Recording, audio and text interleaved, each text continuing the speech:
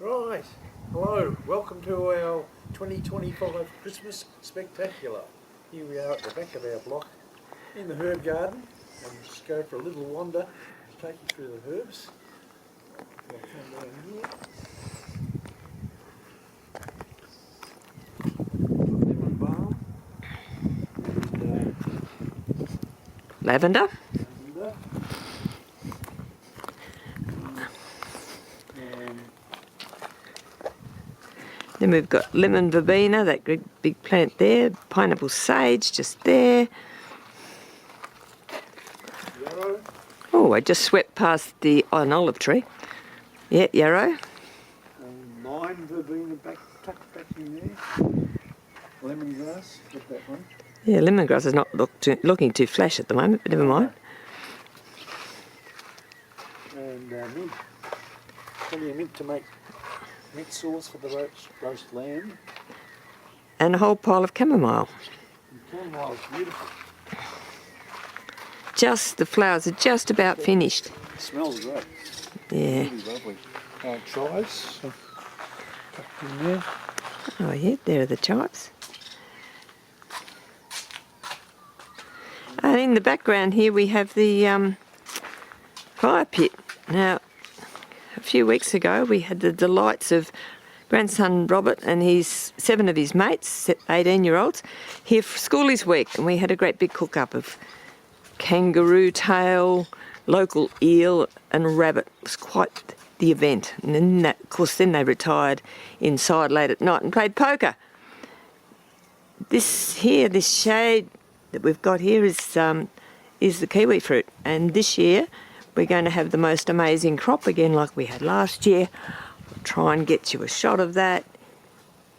They are just starting to develop. Here we are in the front garden. While we travel a lot, when we're here in Wyong, we love where we live and have great friends with whom we share our favourite activities of singing, cycling, playing music, hosting harp workshops and concerts, walking, pottery and entertaining. And of course gardening. Oh yes, of course. Any spare time is spent. This is an unusual sort of citrus which we produced one last year, one this year, and unfortunately it blew off the tree a little early in a storm. The wind blew it off the tree. It's called a Buddha's hand, a citrus, and I'm not quite sure what you do with it except look at it and say, isn't that wonderful? There you go. So, after staying home in January and hosting a few friends and so forth, February comes and you go, right, everyone else has gone back to work, so let's get out of here. So, I think I was the first one to leave home and scooted up to Mount Buffalo for an ascent of the mountain with some friends, and that was good because we could catch up with Kez, who lives on the other side of the mountain. This is followed by a trip down to Malakuta.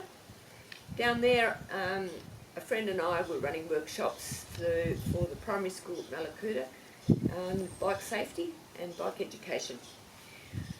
Then from there we scooted back up to the mountains to Wangaratta Ski Club, where we hosted 2 walking groups over a period of a week and had great weather, great adventures and lots of really lovely people. Then moving on to March, we arranged for our friends Tidal Moon, harp and singers extraordinaire, to come down here, and we were going to have a house concert. Well, we did. Yes, but 2 days before that, my dear mother, at 103 and a half years of age, simply closed her eyes and departed this world. We didn't change our concert plans, and that all went well.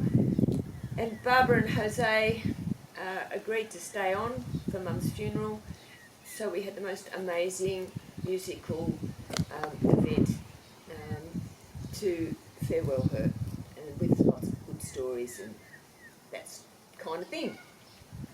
About 2 years ago we were coming back from Western Australia, and we wanted to do some exploring of the area around Coffin Bay, but the weather was extremely nasty, and after sort of sitting 2 days in a cabin held in by rain and wind and horrible weather, we decided we'd go straight home and come back another time to explore the area.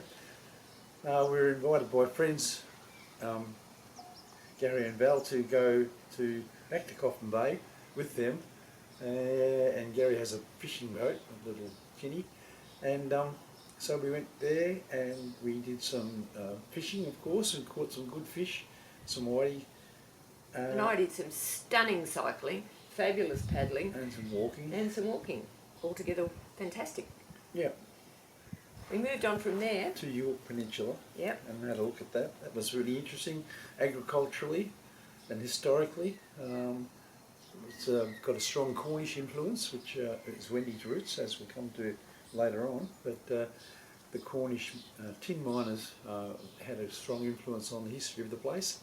And now it's a great producer of grains. It surprised me, I didn't realise it's a real fruit bowl. Well, not fruit bowl, it's a food bowl. And it also supplied lots of beautiful coastal scenery, good cycling, good walking. Yep. All of those good things. On the way back, we called in at Adelaide to visit friends along the way and family.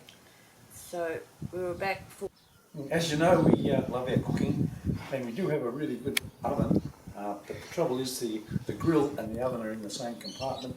And after doing a few roasts, when you want to grill something, we frequently fill the house full of smoke, set off the fire alarms, and it's just a pain. So we got smart eventually after a number of years, too many years probably, and we decided we'd create an outdoor kitchen, which is what we've got here, which is just fantastic. We've got a really good wok ring, great for stir fries, just works so well. And we put in the grill for veggies, mostly veggies. We don't grill much meat. If we want meat, we go to the Weber and use that for all our roasts and grills for meat. And it's just fantastic, really. I love it.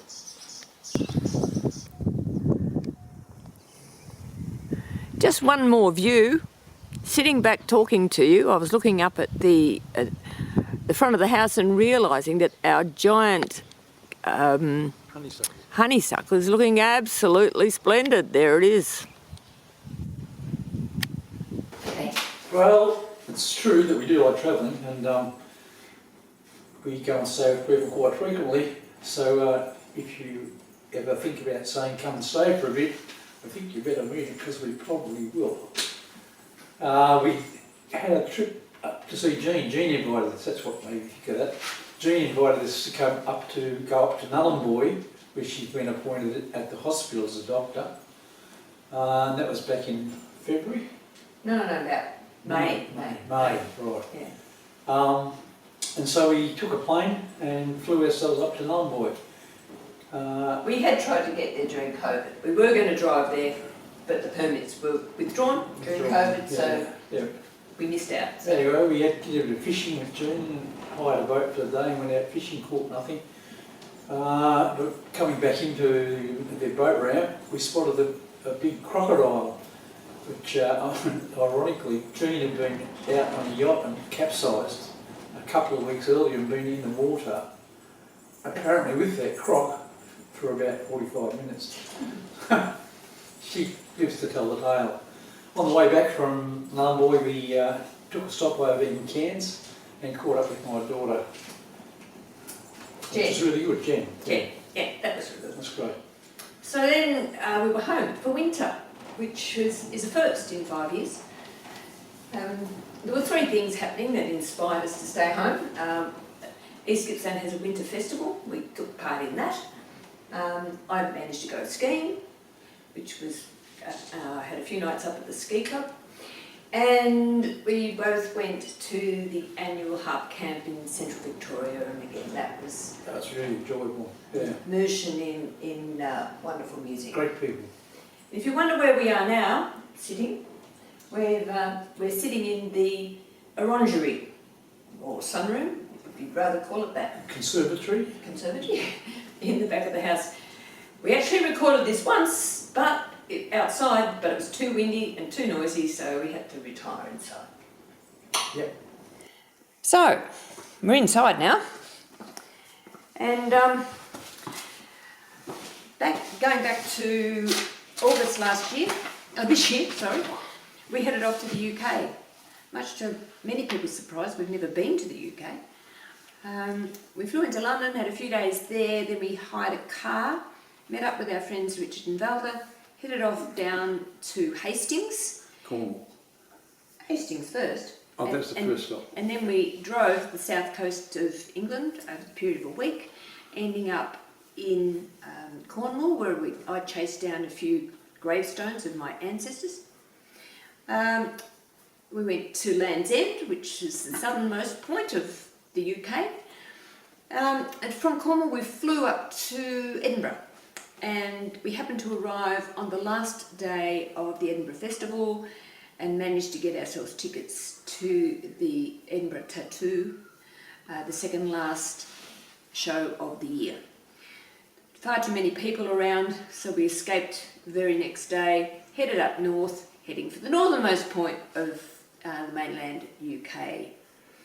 Place called Land's End. That Land's End's the southernmost.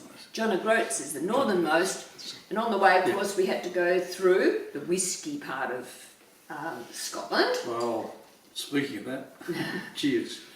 Scotch whisky, mind you. Yes, of course. And then, just before we got up to the northernmost point, we had to go and visit Sinclair Castle, which happens to be in a little village called Wick. Anyway, the castle was a bit run down, and we were going to make a claim on it, but thought perhaps the renovations would have been too expensive, and we left it in the hands of the owners at the moment. If we get rich and famous, maybe we'll go back and stake a claim.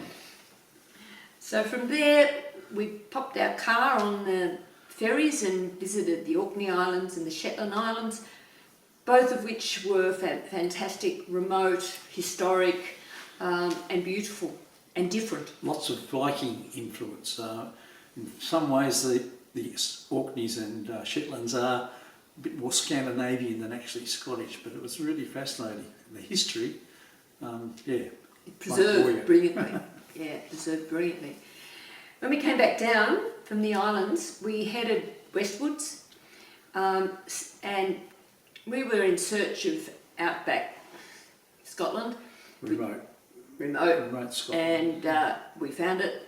Fantastic people, great scenery, and wandered our way back down and around through Glasgow, back to Edinburgh for a few days, and then down into England, where we visited some of Valda's ancestral grounds around Durham, and then wandered our way back down to London, visiting places recommended by friends who've been there many, many times, which was really, really helpful. And from there we flew home, back into springtime. So that, of course, meant lots of gardening. And we had a house sitter who did a very good job, but anyway, there was still a lot to do when we got home. 2 weeks home, and then we were off again. Birthday trips. No, not that one. No, firstly we went to Daylesford, where we met up with our friends from Shepparton that we taught with in the 70s. We were there for 4 days and then moved on to the Melbourne Folk Festival. Which was brilliant, absolutely brilliant. One of the best festivals I've been to in recent times. That was the 50th anniversary of the Melbourne Folk Festival. They had great acts, the venues were fantastic, and we spent time with good friends. Our friend lives behind a shop, the main street, and that's where we stayed, so we had access to all sorts of venues quite readily. All in all, I just totally enjoyed it.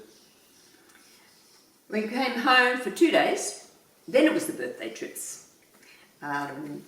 Because it's Rick's on the 3rd of November, our friend Stan's on the 4th, and mine on the 5th, and also another girlfriend, Denise, hers on the 5th. So, along with a couple of other friends, we headed to the Errinundra Plateau, a couple of hours from here, and up and about 1,000 metres, wonderful national park, and the East Gippsland Waratahs were in flower, as usual at that time of the year. We did some wonderful cycling and walking while we were there.